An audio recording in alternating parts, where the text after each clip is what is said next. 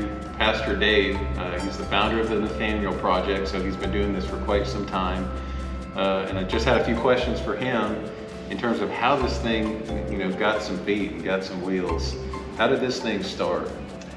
It started out of a need we had Bible colleges all over the world actually that would do 2-week Bible college sessions, and pastors would come in and teach pastors from different areas that would come into the city centers.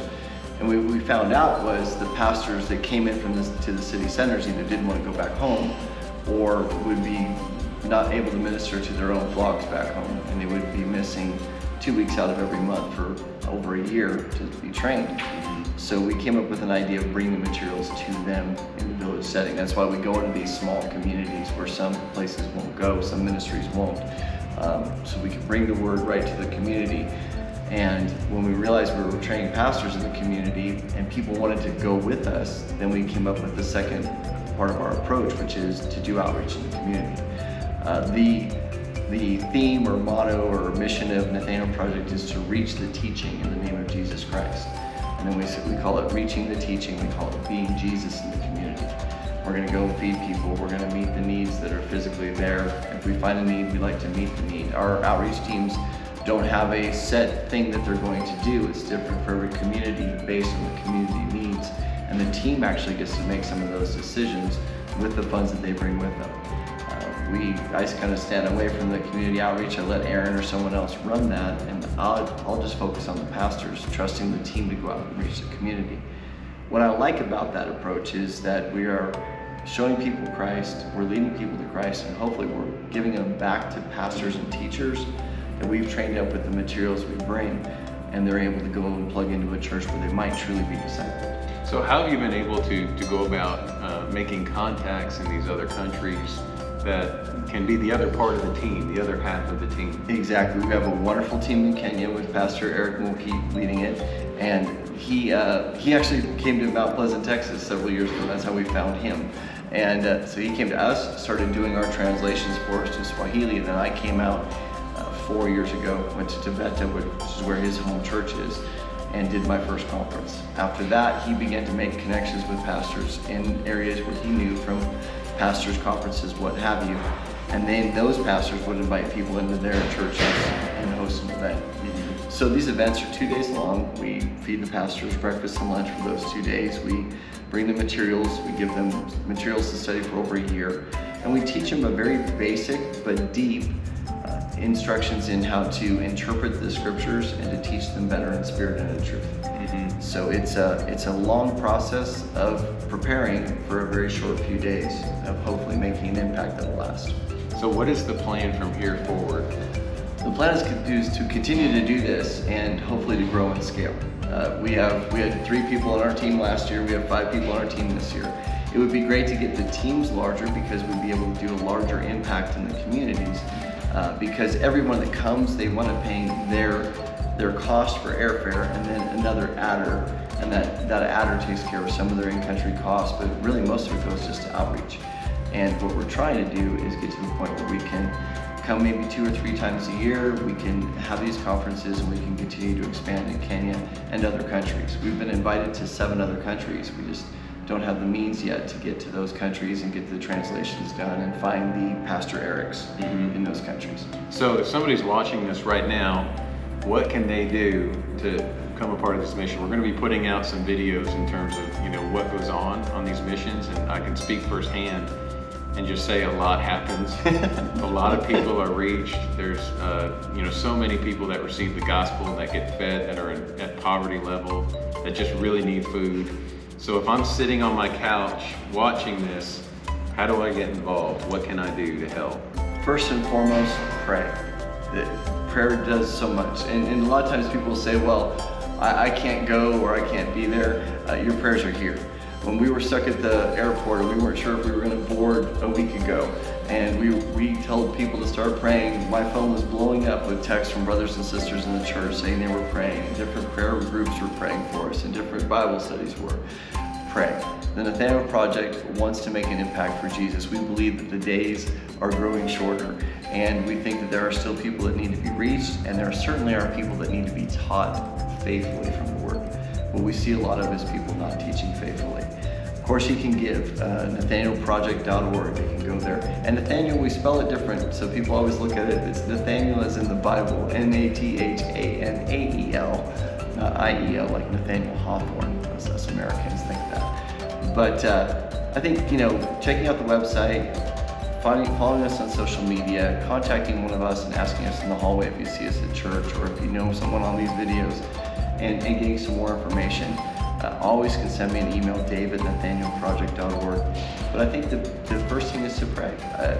Many years ago, someone asked me, would you do this? And I prayed, and the Lord said, you need to do this. And we began very small steps. It's a very grassroots, very small ministry.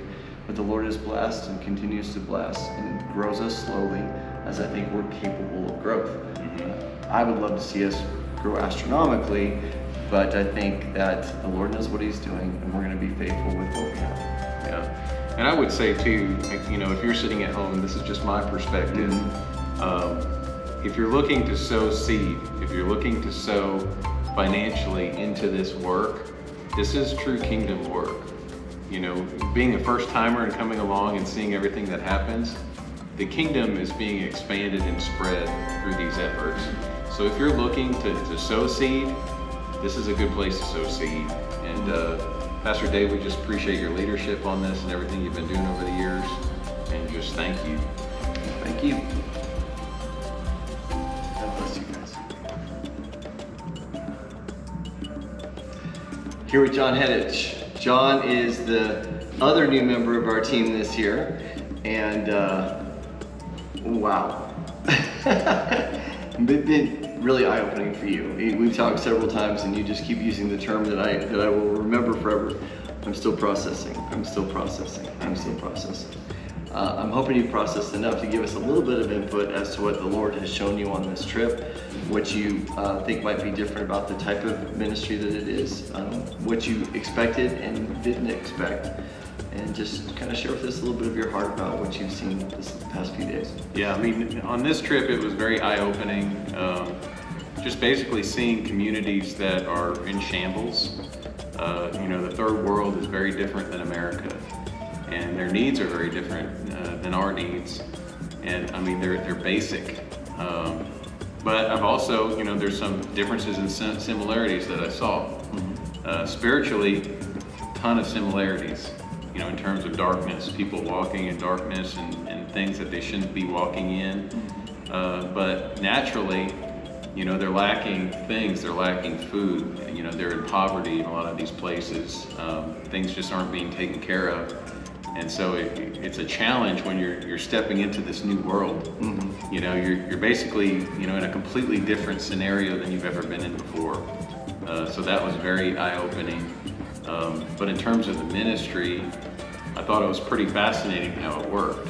I thought it was fascinating how, there's a team going into the community to minister to the community, to feed the community, while there's another team training pastors who are going to be dealing with that community on a regular basis. This two-prong approach thing I thought was very interesting. In terms of planning, it's hard to plan. You never know what's going to happen. You never know what's going to happen. And it seemed from day to day and moment to moment, there were some pretty drastic things that would happen. And you have to get very comfortable with rolling with it, which is not the American way. No, it's not. So you can't really plan, There's a lot of things that come up that you have to just figure out and work through. I think the importance of having a team was really valuable in this experience. Everybody, Cody, Aaron, Mike, Dave, everybody brought something unique to the table, which I thought, was working together for the kingdom and for the benefit of these people. And it was just neat to see what God was doing with every single one and the role that every single one was playing. You certainly played a huge role. John shared in a couple of communities, and really the Lord used him to make an impact in some young men's lives and others in the other community. So the gifts that you brought were much appreciated too, brother. And the team was stellar. It really was amazing this trip. I couldn't ask for a better outcome and a better group of guys to hang out with for a week. Tell me a little bit about what you feel you might want to take with you back to life in the States, and maybe what you might want to encourage folks in the States with from what you've experienced here. Yeah, I think what we experience in some of these cities, we have the same scenarios in some of our cities. Some of our cities are in pretty rough shape, and there's a lot of darkness, there's poverty, there's things of that nature, and these areas that I've seen in the United States look similar to some of the areas that we went into. But, you know, I think there's something that we could do there. And I think that going into those communities and bringing a little bit of light might be what we need to do, you know, going back home. One of the things I don't want to do is go home and go back to normal, just the everyday, you know, plug and chug. So I think that there's a lot of things that can be done, you know, in terms of fundraising, in terms of getting these programs moving and making resources available to areas that need them, bringing the gospel to areas that need them. You know, I would not want this experience to go to waste. All right, well, that's John. Thanks, John. Appreciate it, brother. Yes, sir.